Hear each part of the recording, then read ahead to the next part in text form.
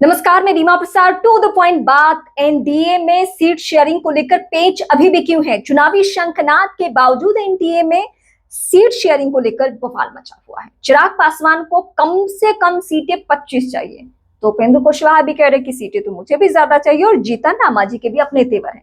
और इसी तेवर को देखते हुए विनोद तावड़े हो या फिर धर्मेंद्र प्रधान हो, चुनाव प्रभारी, ये सभी नेता सक्रिय होकर उन राजनेताओं के घर पर, मतलब जीतन राम मांझी, चिराग पासवान हो, उपेंद्र कुशवाहा हो, इनके घर पे जाकर बातचीत हो रही है कि मान जाइए, क्योंकि बीजेपी के ये सभी सहयोगी दल जेडीयू और बीजेपी में हमेशा बराबरी संख्या, मतलब सीटों की संख्या इन दोनों में बराबरी का रहता है।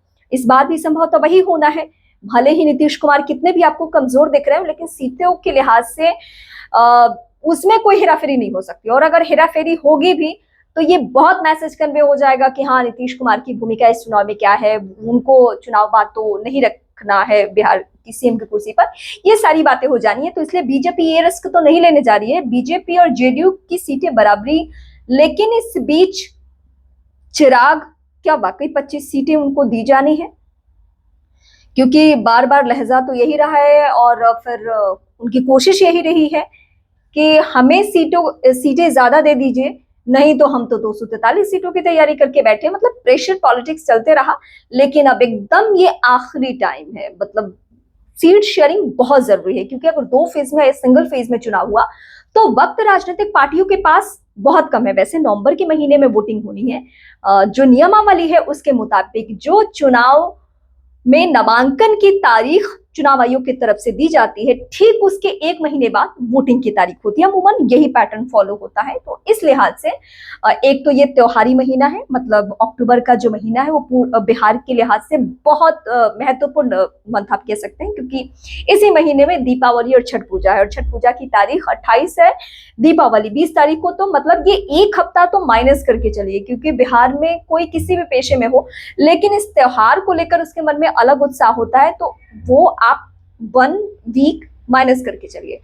फिर चुनाव होगा कब? 22 नवंबर से पहले चुनाव करा लेना है बिहार में, तो उससे पहले ये सब कुछ तय हो जाना है। और संभवतः आप नवंबर के सेकेंड वीक में चुनाव मानकर चलिए कि सेकेंड वीक में शायद चुनाव वहां पे हो जाए।